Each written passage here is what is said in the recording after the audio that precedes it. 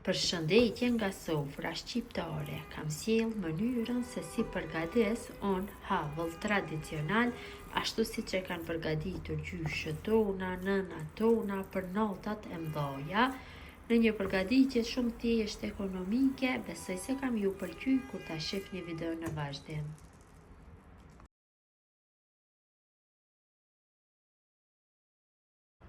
Fillojmë në përgatitjen e havlës për këtë natë të madhe. Fillimisht na duhet një tenxhere apo tigan i llojit që nuk ngjet, i cili është me fund të trashë. Në fillim e shtojmë vajin. Unë jam duke përgatitur një havëll bashkë tradicional, ashtu si që kanë përgatitur nëna gjyshët tona, do e përgatis kështu me vaj. Në tigan shtoj 200 ml me vaj. Mund ta përgatitni dhe me gjalp nëse doni, ose mund të bëni kombinimin e të dyjave, do jetë më mirë, sepse vetëm se me gjalp do del një havëll shumë e fortë. Tash e lajmë që vaji të nxehet pak. Vaji ka fillu që të nxehet pak, temperatura nuk duhet jetë shumë e lartë. Tash e shtojna në fillim një gotë, sikurse vaji me miell. Në fillim e shtoj vetëm njërën gotë. E përzim kështu.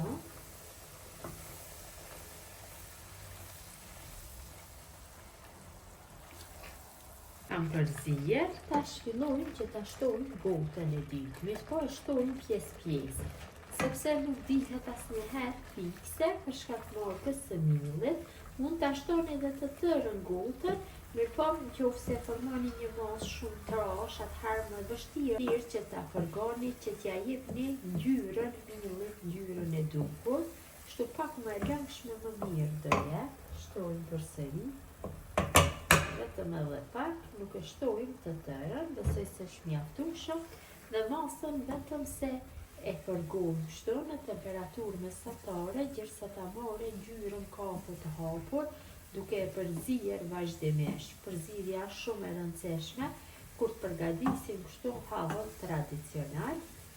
Dhe ina është shumë e rëndësishme, nuk duhet të jetë lloji që ngjet, duhet kështu të jetë me një fund më të trashë. Mielli ka fillu që të merr ngjyrën kafe, kam përzier vazhdimisht, mirëpo ende duhet që të bëhet një ngjyrë tjetër, në një kafe pak më të mbyllur. E përzim dikon kështu dhe rreth 10 minuta me tjera e përgoj.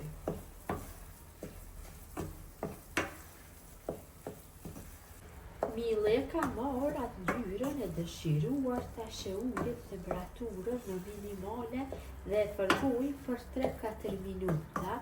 Por këtë e bëjmë për arsye që të ullet temperatura, sepse kur t'ja hedhim ujin, mos del nga presioni i madh masa jashtë enës. E përzim kështu për 3-4 minuta. Tash fillojmë që t'ja shtojmë ujin, mirëpo ja shtojmë gradualisht pjesë. Shtojmë një pjesë, e përzim, uji duhet të jetë valur vet. Gjithsej do na duhet dikon rreth 500 ml me ujë. Shtojmë, bëjmë përzierjen, nuk e shtojmë gjithë masën për një herë. Shtojmë përsëri një pjesë tjetër dhe përzim. Pra temperatura patjetër duhet të jetë e ulët, nuk guxon asnjë të jetë një temperaturë e lartë.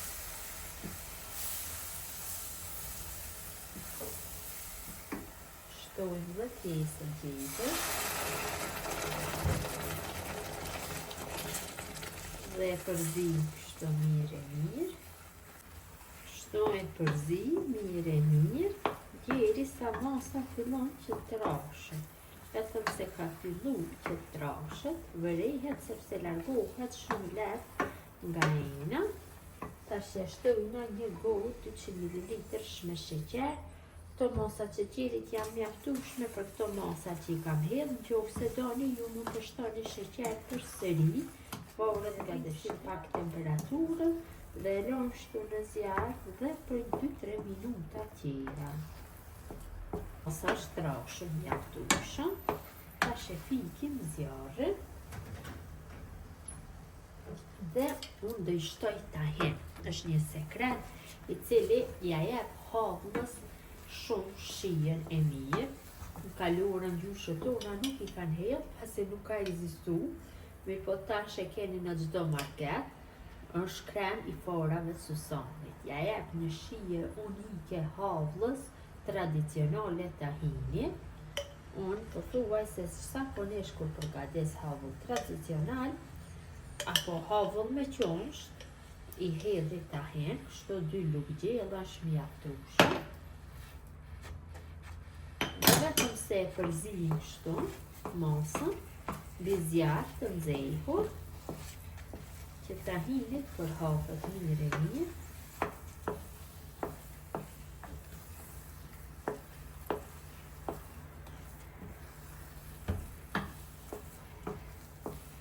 Kam përzirjen dhe masa është gati të largohet nga zjarri, e lëm që të ftohet dikon për 7 ose 10 minuta dhe më pas do ja japim formën.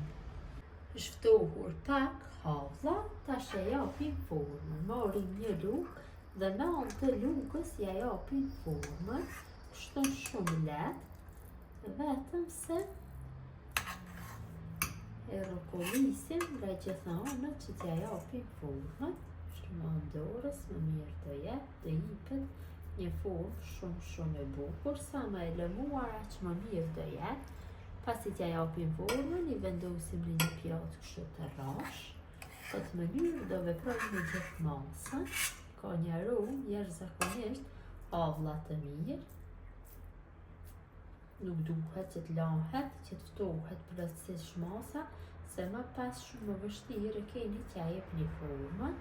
Kështu vetëm pak e lëmë që të ftohet dhe ja japim formën. Vazhdojmë tutje në mënyrën e njëjtë.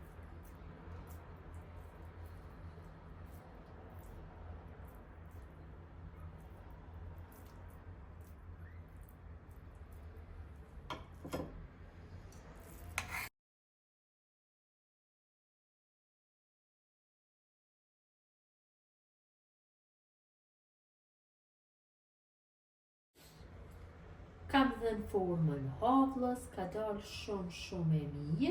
E lojmë të ftohet dhe është gati për konsumim. Mund ta vendosni në frigorifer tek vlladi, qëndron për një javë, shkon shumë me kafe.